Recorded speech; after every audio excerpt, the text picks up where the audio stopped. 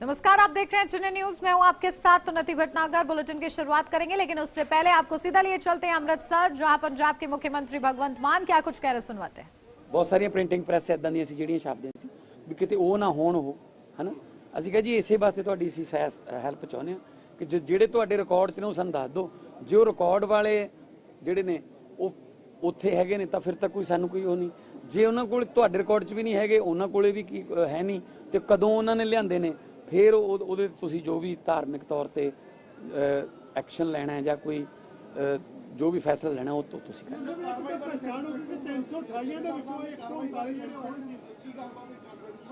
ਹਾਂਜੀ, ਮੈਂ ਆਪਣਾ ਸਾਰਾ ਉਹਨਾਂ ਨੇ ਮੇਰੇ ਤੋਂ ਕੱਲੀ ਜਿਹੜੀ ਵੀ ਉਹਨਾਂ ਨੇ ਮੈਥੋਂ ਪੁੱਛਿਆ, ਮੈਂ ਕੱਲੇ ਦਾ ਡਿਟੇਲ ਦੇ ਵਿੱਚ ਮੈਨੂੰ ਵੀ ਮੌਕਾ ਦਿੱਤਾ ਉਹਨਾਂ ਨੇ, ਡਿਟੇਲ ਦੇ ਵਿੱਚ ਮੈਂ ਬੋਲਿਆ। ਔਰ ਕਿਉਂਕਿ ਮੈਂ ਕੋਈ ਲਿਖ ਕੇ ਤਾਂ ਬੋਲਦਾ ਨਹੀਂ, ਮੈਂ ਜੋ ਮੇਰੇ ਕੋਲੇ ਜੋ ਉਹਨਾਂ ਨੇ ਪੁੱਛਿਆ ਮੈਂ ਉਹਨਾਂ ਦਾ ਨਾਲ ਦੀ ਨਾਲ ਜਵਾਬ ਦਿੰਦਾ ਰਿਹਾ। ਕੁਛ ਸਰਕਾਰ ਦੀਆਂ ਜਿਵੇਂ ਰਹਿਤ ਮਰਿਆਦਾ ਦਾ ਜਿਹੜਾ ਉਹਦੇ ਬਾਰੇ ਵੀ ਉਹਨਾਂ ਨੇ ਮੈਨੂੰ ਪੁੱਛਿਆ, ਤੇ ਜੋ ਚੀਜ਼ ਮੇਰੇ ਕੋਲ ਜਾਣਕਾਰੀ ਸੀ ਮੈਂ ਉਹ ਦੱਸਤੀ, ਜਿਹਦੀ ਮੈਨੂੰ ਜਾਣਕਾਰੀ ਨਹੀਂ ਸੀ ਮੈਂ ਉਹਦਾ ਦੱਸਤਾ ਕਿ ਮੈਨੂੰ ਇਹਦੀ ਜਾਣਕਾਰੀ। ਰਹਿਤ ਮਰਿਆਦਾ ਦਾ ਹੈਗਾ ਜੀ, ਇੱਕ ਗੁਰਦੁਆਰਾ ਐਕਟ ਹੈਗਾ ਜੀ, ਜਿਹੜਾ ਗੁਰਦੁਆਰਾ ਸਾਹਿਬ ਦਾ ਜਿਹੜਾ ਹਿਸਾਬ ਕਿਤਾਬ ਰੱਖਿਆ ਜਾਂਦਾ, ਜਿਹੜਾ ਜਿਹਦੇ ਵਿੱਚ ਵੀ ਕਿੰਨਾ ਚੜਾਵਾ ਆਇਆ, ਕਿੱਥੇ ਲੱਗਿਆ, ਕੀ ਆ, ਉਹ ਸਾਰਾ। ਇੰਨਾ ਵੱਡਾ ਜਿਹੜਾ ਇੱਕ ਪੂਰਾ ਜਿਹੜਾ ਪੁਲਿੰਦਾ ਲੈ ਕੇ ਆਏ ਹੋ, ਜਿਸ ਦੇ ਵਿੱਚ ਪੂਰਾ ਰਿਕਾਰਡ ਤੁਸੀਂ ਗਏ, ਸ਼ਿਕਾਇਤਾਂ ਦਾ ਰਿਕਾਰਡ ਹੈਗਾ, ਇਸ ਦੇ ਉੱਤੇ ਕਿਸ ਤਰੀਕੇ ਨਾਲ ਪ੍ਰਤੀਕਿਰਿਆ ਆਇਆ ਕੁਝ ਉਹ ਤਾਂ ਹੁਣ ਮੈਂ ਦੇਖੋ ਦੇ ਆਇਆ ਮੈਂ ਕਿ ਜੀ ਇਹ 'ਚ ਅਕਾਲ ਤਖਤ ਸਾਹਿਬ ਇਨਵੋਲਵ ਨਹੀਂ ਹੈਗੇ ਇਹਦੇ ਵਿੱਚ। ਇਹ ਸ਼੍ਰੋਮਣੀ ਗੁਰਦੁਆਰਾ ਪ੍ਰਬੰਧਕ ਕਮੇਟੀ ਜਿਹੜੀ ਕਿ ਲੋਕਾਂ ਦੁਆਰਾ ਚੁਣੇ ਹੋਏ ਬੰਦੇ ਆਉਂਦੇ ਉਹ ਇਨਵੋਲਵ। ਕੋਈ ਸੰਸਥਾ ਮਾੜੀ ਨਹੀਂ ਹੁੰਦੀ, ਉਹਦੇ 'ਚ ਚੁਣੇ ਹੋਏ ਬੰਦੇ ਮਾੜੇ ਚੰਗੇ ਨਿਕਲ ਸਕਦੇ ਨੇ। ਵੀ ਉਹਨਾਂ ਤੇ ਸਵਾਲ ਉੱਠ ਰਹੇ ਨੇ ਜੀ, ਬਾਹਰ ਵੀ ਸਵਾਲ ਉੱਠ ਰਹੇ ਨੇ, ਵੀ ਇਹਨਾਂ ਨੂੰ ਰੋਕਣਾ ਵੀ ਆਪਣਾ ਫਰਜ਼ ਹੈ, ਤਾਂ ਕਿ ਸਾਡੇ ਐਡੇ ਵੱਡੇ ਕੁਰਬਾਨੀਆਂ ਨਾਲ ਬਣੇ ਹੋਏ ਧਰਮ ਦੀ ਅਸੀਂ ਵੀ ਰਾਖੀ ਕਰਨਾ ਸਾਡਾ ਫਰਜ਼ ਬਣਦਾ। ਸੋ ਇਸ ਕਰਕੇ ਉਹ ਕਹਿੰਦੇ ਅਸੀਂ ਇੱਕ ਪੰਨਾ ਤੁਹਾਡਾ ਪੜਾਂਗੇ ਤੇ ਅਨੈਕਚਰ ਪੂਰਾ ਲਾ ਕੇ ਊੜੇ ਦੇ ਵਿੱਚ ਆ ਜਿਹੜੀਆਂ ਫਾਈਲਾਂ ਨੇ, ਆੜੇ ਦੇ ਵਿੱਚ ਇਹ ਨੇ, ਈਡੀ 'ਚ ਇਹ ਨੇ, ਸੱਸੇ 'ਚ ਇਹ ਨੇ, ਹਾਏ 'ਚ ਇਹ ਨੇ, ਇਸ ਤਰ੍ਹਾਂ ਸਾਰਾ ਦੱਸ ਕੇ ਉਹ ਵੀ ਦੇਤਾ।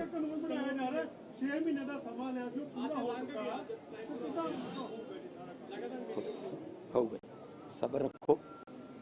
ਜੋ ਉਹਦੇ ਵਿੱਚ ਵੀ ਕਾਨੂੰਨ ਦੇ ਵਿੱਚ ਵੀ ਸਾਨੂੰ ਧਰਮ ਦੇ ਗੁਣੀ ਗਿਆਨੀ ਲੋਕਾਂ ਦੀ ਰਾਏ ਜਿਹੜੀ ਹੈ, ਹਰ ਧਰਮ ਦੇ ਗੁਣੀ ਗਿਆਨੀ ਲੋਕਾਂ ਦੀ ਰਾਏ ਜਿਹੜੀ ਹੈ ਉਹਨੂੰ ਕੰਪਾਈਲ ਕਰਕੇ ਉਸ ਤੋਂ ਬਾਅਦ ਫਿਰ ਕਮੇਟੀ ਕੋਲ ਜਾਂਦਾ। ਕੋਈ ਵੀ ਦੇਸ਼ ਦਾ ਵੀ ਕਾਨੂੰਨ ਬਣਾਉਂਦੇ ਆ, ਪਹਿਲਾਂ ਸਟੈਂਡਿੰਗ ਕਮੇਟੀਆਂ ਕੋਲ ਜਾਂਦਾ, ਫਿਰ ਪਾਰਲੀਮੈਂਟ ਆਉਂਦਾ, ਫਿਰ ਸਟੈਂਡਿੰਗ ਕਮੇਟੀਆਂ ਕੋਲ ਕਈ ਵਾਰੀ ਦੁਬਾਰਾ ਰਿਵੀਜ਼ਨ ਵਾਸਤੇ ਜਾਂਦਾ, ਫਿਰ ਪਬਲਿਕ ਤੋਂ ਜਾਂ ਲੋਕਾਂ ਤੋਂ ਉਹਦੇ ਵਿਊ ਲਏ ਜਾਂਦੇ ਨੇ, ਫਿਰ ਕਿਤੇ ਜਾ ਕੇ ਕਾਨੂੰਨ ਦਾ ਜਿਹੜਾ ਉਹ ਕਲੌਜ਼ ਬਣਦੇ ਨੇ, ਉਹਦੀ ਜਿਹੜੀ ਡਰਾਫਟਿੰਗ ਹੁੰਦੀ ਹੈ।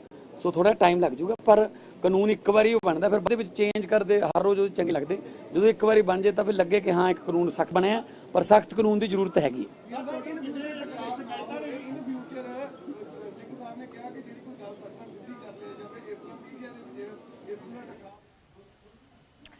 तो अभी तक सीएम मान को सुन रहे थे आप, और अब खबरों में बढ़ते हैं आगे, जहां केजीएमयू लव जिहाद केस से जुड़ी हुई बड़ी खबर मिल रही है।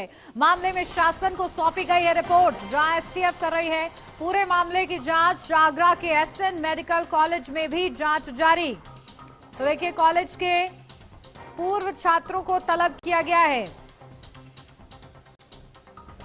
जहां आरोपी रमीज ने इसी कॉलेज से देखिए एमबीबीएस किया। कॉलेज प्रशासन से रमीज की जानकारी मांगी गई है। तो देखिए, बड़ी खबर आपको बता दें, इस पूरे मामले में केजीएमयू लव जिहाद केस से जुड़ी हुई है बड़ी खबर। मामले में शासन को गोपनीय रिपोर्ट सौंपी गई है, और देखिए इस पूरे मामले की जांच तेज हो रही है कि आखिर धर्मांतरण का ये खेल किस तरीके से चलाया जा रहा था, और इसको लेकर नाराजगी जाहिर हो रही थी, कार्रवाई मांग की जा रही थी, और इस बीच एसटीएफ इस पूरे मामले की जांच कर रही है। तो कॉलेज के पूर्व छात्रों को तलब किया गया है। तो आरोपी रमीज ने इसी कॉलेज से देखिए एमबीबीएस किया था।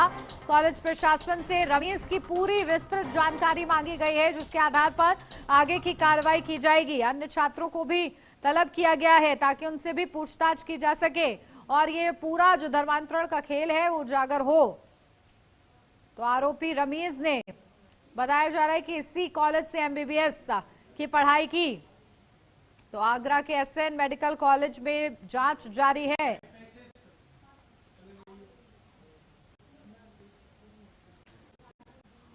और चलिए इसी पर अपडेट लेते हैं। हमारे संवाददाता नदीम खान हमारे साथ जुड़ गए हैं। नदीम, क्या कुछ जानकारी मिल रही है? किस तरीके से कॉलेज से भी साक्ष्य जुटाए जा रहे हैं, रमीज की जानकारी की जा रही है, क्या कुछ अभी तक अपडेट? हाँ देखिए, बिल्कुल उन्नति, आपको बता दें कि जिस तरह से केजीएमयू में धर्मांतरण के मामले को लेकर लगातार जो जांच है वो जड़ है, पूरी तरीके से कई एजेंसियां हैं वो पूरी तरह से खोज निकल हुई नजर आ रही है। अगर उन्नति देख लिया जाए तो इसकी जो रिपोर्ट है, गोपनीय रिपोर्ट, एसटीएफ को इसकी जांच सौंपी गई थी। इसकी जो गोपनीय रिपोर्ट है वो एसटीएफ ने जो है शासन को जो है सौंप दी है। लेकिन अब डॉक्टर जो रमीज है, डॉक्टर रमीज की अगर देख लिया जाए तो वही इसी कॉलेज से ही उन्होंने एमबीबीएस किया था। उसके बाद देख लिया जाए तो एसटीएफ लगातार इसकी जाँच करती हुई नजर आ रही है। अगर देख लिया जाए तो आगरा में एसएन मेडिकल कॉलेज है, वहाँ के जो छात्र हैं, पूर्व छात्र हैं, उनको भी जो है तलब किया जा रहा है और केजीएमयू के जो छात्र हैं उनको भी जो है तलब किया जा रहा है। पूरी तरीके से डॉक्टर रमीज का जो है वो पूरा ब्यौरा खंगाला जा रहा है। एसटीएफ पूरा ब्यौरा खंगाल ली है। किस तरीके से जो विभागीय जांच जो है की जा रही है, एसटीएफ द्वारा जो जांच की जा रही है, पूरी तरीके से अगर देख लिया जाए इसमें डॉक्टर रमीज और डॉक्टर परवेज दोनों जो हैं जो बातचीत करते थे। और देख लिया जाए तो डॉक्टर परवेज है, उनके घर से आईपैड, फोन और कई ऐसी चीज जो है एसटीएफ ने जो है बरामद की है, जिसके बाद से लगातार ये मामला जो है उन्नति सुर्खियों में चलता हुआ नजर आ रहा है। लेकिन उन्नति, एक बात, सबसे बड़ी बात ये बताना चाहेंगे कि जो धर्मांतरण का मामला है केजीएमयू का, ये जो है लगातार जो है जड़ पकड़ते हुए नजर आ रहा है और एसटीएफ जो है इसकी जांच लगातार करते हुए उन्नति नजर आ रही है। बिल्कुल, देखिए, क्योंकि बताया जा रहा है कि ऐसा नहीं है कि अभी ये मामला उजागर हुआ है, धर्मांतरण का खेल काफी लंबे समय से चल रहा था और ऐसे में इसकी जड़ तक जाना जरूरी है। और इसीलिए जहां से पढ़ाई की और वहां के जो छात्र हैं, क्योंकि उनको भी तलब किया गया है, कौन कौन से वो छात्र चिन्हित किए गए हैं जो रमीज के संपर्क में रहते थे, इस संबंध में कोई जानकारी नदीम? हाँ देखिए, बिल्कुल, अगर उन्नति बात कर ली जाए तो छात्रों की जानकारी तो मैं नहीं दे पाऊंगा, उसकी सूची मेरे पास नहीं है। लेकिन अगर ये जरूर आपको बताना चाहूंगा, जो डॉक्टर रमीज है उनके संपर्क में एक डॉक्टर परवेज थे और डॉक्टर परवेज की एक बहन है डॉक्टर शाहीन, वो भी संपर्क में थी। लेकिन जिस तरह से एसटीएफ ने जो जांच की है और जांच के बाद में कई ऐसी चीजें निकलकर सामने आई हैं, बताया ये जा रहा है जो डॉक्टर रमीज थे इनकी फोन कॉल से डिटेल निकाली गई है और डिटेल्स निकालने के बाद ये पता चला है कि ये डॉक्टर रमीज जी कई महिलाओं से फोन पर जो है बातचीत करते थे, कॉल डिटेल्स इनकी पूरी तरीके से खंगाली गई है। उसके बाद ये अब जांच में लगातार जो है एसटीएफ की जो टीम है वो लगातार करते हुए नजर आ रही है। लेकिन अब देखने वाली बड़ी बात ये हो कि ये जो धर्मांतरण का मामला है काफी लंबे समय से चलता हुआ नजर आ रहा है। लेकिन अब इसकी जो पोल खुली है, पोल में जो डॉक्टर रमीज आरोपी हैं वो अब कहीं ना कहीं बचने की पूरी तरह से तैयारियां कर रहे हैं। लेकिन जब विभागीय जांच जो है, गोपनीय रिपोर्ट जो है एसटीएफ ने शासन को सौंप दी है, अब उसके बाद क्या होगा देखना ये होगा। ठीक है नदीम, नजर बना के रखिएगा। बहुत शुक्रिया आपका तमाम जानकारी के लिए। और इस बीच बढ़ते हैं आगे। सीएम योगी आदित्यनाथ ने सेना दिवस की शुभकामनाएं दी हैं। भारतीय सेना के पराक्रम वीरों को शुभकामनाएं दी गई हैं, जहां आपके निस्वार्थ बलिदान की भावना को कोटि कोटि नमन। तो सीएम योगी आदित्यनाथ ने सेना दिवस की शुभकामनाएं दी हैं। भारतीय सेना के पराक्रमी वीरों को शुभकामनाएं। तो निस्वार्थ उनके बलिदान को नमन किया गया है। तो आपकी कर्तव्य निष्ठा और त्याग पर हमें गर्व है। सीएम योगी आदित्यनाथ की ओर से ये शुभकामनाएं आज सेना दिवस के उपलक्ष्य पर। तो देखिए किस तरीके से सीएम योगी आदित्यनाथ ने शुभकामनाएं दी हैं। पराक्रमी वीरों को शुभकामनाएं दी गई हैं। निस्वार्थ भाव से बलिदान करने वाले उन वीरों को आज याद किया जा रहा है। उन्हें कोटि कोटि नमन कर रहे हैं सीएम योगी आदित्यनाथ। तो आज सेना दिवस है और ऐसे में सैनिकों के शौर्य की गाथा आज सभी सुन रहे हैं, याद कर रहे हैं उन्हें, उन वीर सपूतों को याद कर रहे हैं जिन्होंने अपने प्राण न्यौछावर किए हैं भारत माता की रक्षा के लिए, सीमाओं की रक्षा के लिए। और देखिए आज सेना दिवस पर उन्हें सम्मानित किया जा रहा है, उन्हें याद किया जा रहा है।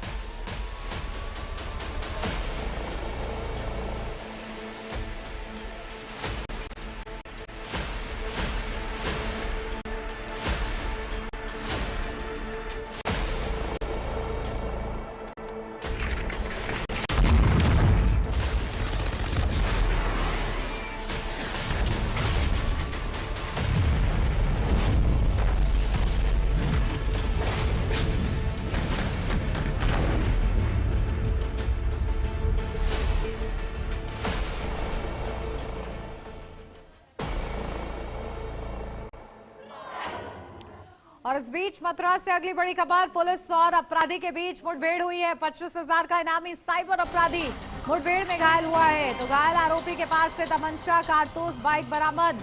फर्जी नंबरों से कॉल करता था साइबर फ्रॉड। तो जंगल में बैठकर फर्जी सिम से कॉल कराता था। तो देखिए, फेक अधिकारी बनकर खातों में पैसा डलवाता था। तो ये पूरी जानकारी कि किस तरीके से साइबर ठगी को अंजाम दिया गया। गोवर्धन थाना पुलिस और एसओजी ने 25,000 रुपए के इनामी शातिर साइबर अपराधी को गिरफ्तार किया है। मुठभेड़ के बाद ये सफलता मिली है। ये मुठभेड़ गांठोली जमुनाबता बाईपास पर डीन से मथुरा की ओर जाने वाले रास्ते पर हुई। मुठभेड़ में आरोपी घायल हुआ और उसके पास से एक तमंचा, 2 जिंदा कारतूस, 2 खोखा कारतूस और एक स्प्लेंडर मोटरसाइकिल बरामद हुई है। तो देखिए, मोहम्मद साद देश के विभिन्न राज्यों में फर्जी नंबरों से कॉल कर लोगों को फंसाता और साइबर फ्रॉड के जरिए वित्तीय नुकसान पहुंचाता था।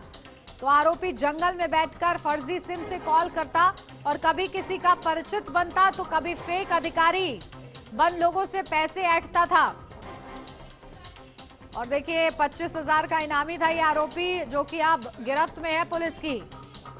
तो पुलिस की के साथ मुठभेड़ हुई और इस दौरान ये बड़ी गिरफ्तारी हुई है। तो पुलिस और अपराधी के बीच मुठभेड़ हुई है। मुठभेड़ में आरोपी घायल हुआ है। तो घायल आरोपी के पास से तमंचा, कारतूस, बाइक बरामद हुई है। गोवर्धन पुलिस और एसओजी की संयुक्त कार्रवाई में एक 25,000 का इनामी जो साइबर फ्रॉड का अपराधी है उसको गिरफ्तार किया गया है। इसके कब्जे से एक तमंचा, 2 खोखा कारतूस, 2 जिंदा कारतूस व एक मोटरसाइकिल बिना नंबर की बरामद हुई है। इस पर थाना गोवर्धन में काफ़ी मुकदमे पंजीकृत हैं। इसके पैर में गोली लगी है। इसको उपचार के लिए अस्पताल रवाना कर दिया गया है। विधिक कार्रवाई अमल में लाई जा रही है।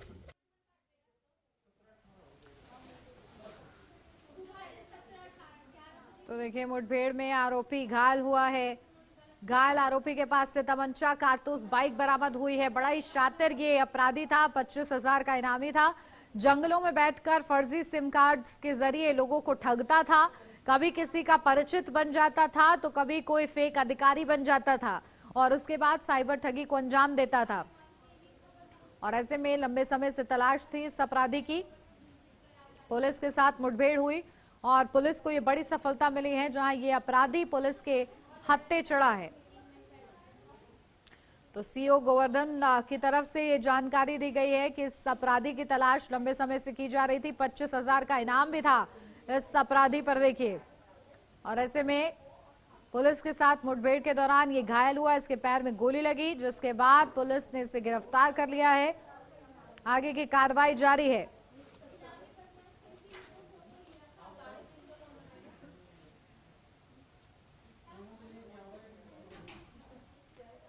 तो मुठभेड़ में देखिए, आरोपी घायल हुआ है। घायल आरोपी के पास से तमंचा, कारतूस और बाइक भी बरामद हुई है।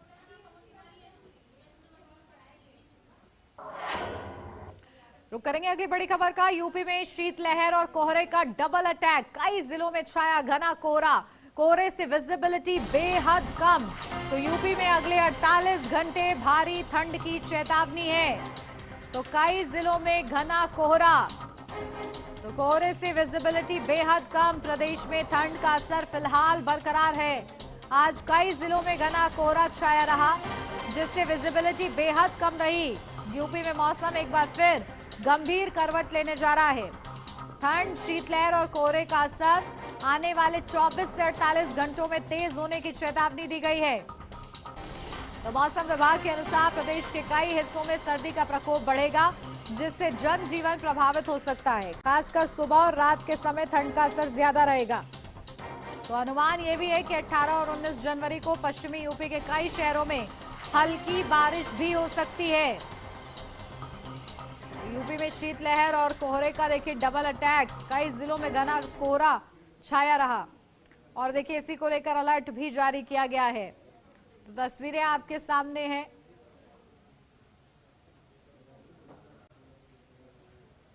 ठंड का सितम।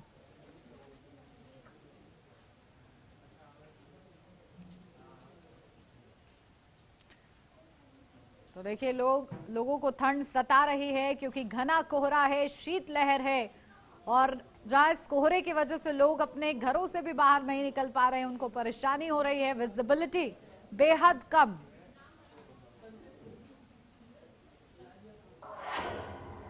एटा में घने कोहरे के कारण हाईवे पर एक बड़ा हादसा हो गया। धुंध इतनी ज्यादा थी कि चालक रास्ता नहीं देख पाए और एक के बाद एक 7 से 8 वाहन आपस में टकरा गए।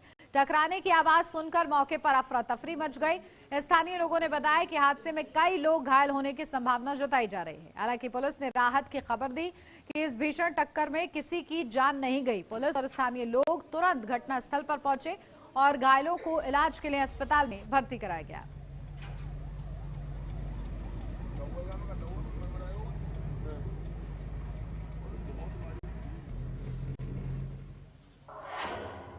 यूपी के कानपुर के कल्याणपुर में एक बुजुर्ग की जान ट्रैफिक पुलिस और राहगीर की तत्परता से बच गई है। व्यापार मंडल के प्रभारी संदीप पांडेल पैदल जा रहे थे, तभी उन्होंने सड़क किनारे खून से लथपथ बुजुर्ग को देखा।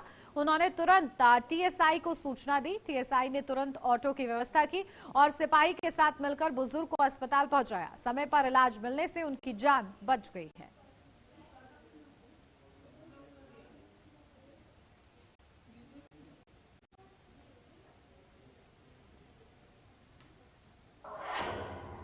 कांग्रेस प्रदेश अध्यक्ष अजय राय को मुजफ्फरनगर बॉर्डर पर पुलिस ने रोक लिया। अजय राय सोनू कश्यप के परिजनों से मुलाकात कर उन्हें सांत्वना देने मुजफ्फरनगर आ रहे हैं। प्रशासन ने सुरक्षा कारणों का हवाला देते हुए उन्हें आगे बढ़ने से रोक दिया है। मामले को लेकर जिले में पुलिस प्रशासन पूरी तरीके से अलर्ट मोड पर है और चप्पे चप्पे पर पुलिस बल तैनात किया गया है। गौरतलब है कि सोनू कश्यप की मेरठ में जिंदा जलाकर निर्मम हत्या कर दी गई थी, जिसके बाद से इलाके में तनाव का माहौल बना हुआ है।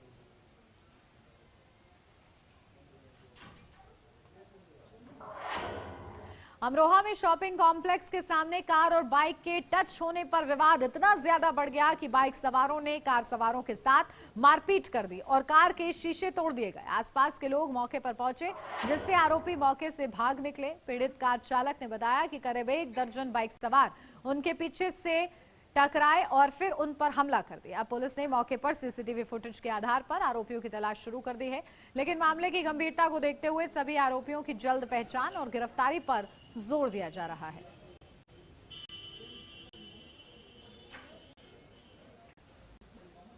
मेगा मार्ट में कुछ खरीदारी करने के लिए जा रहे थे। हम जैसे गाड़ी पार्क के लिए विशाल मेगा मार्ट के लिए पार्क में जा रहे थे, तो पीछे कुछ लड़के आए थे।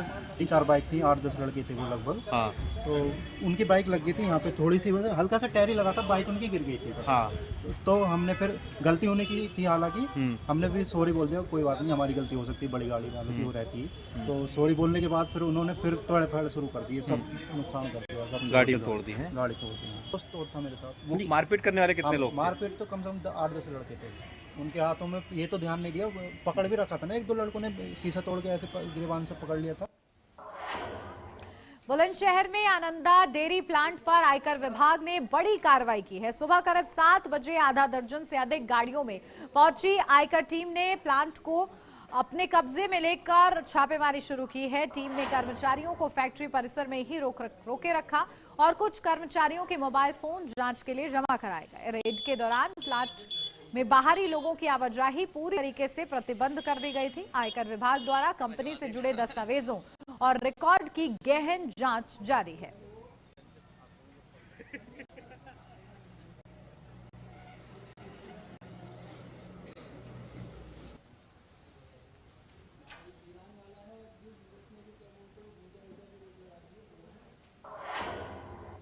और इसी के साथ इस बुलेटिन में बस इतना ही। खबरों का सिलसिला आगे भी जारी रहेगा। आप बने रहिए HNN न्यूज के साथ।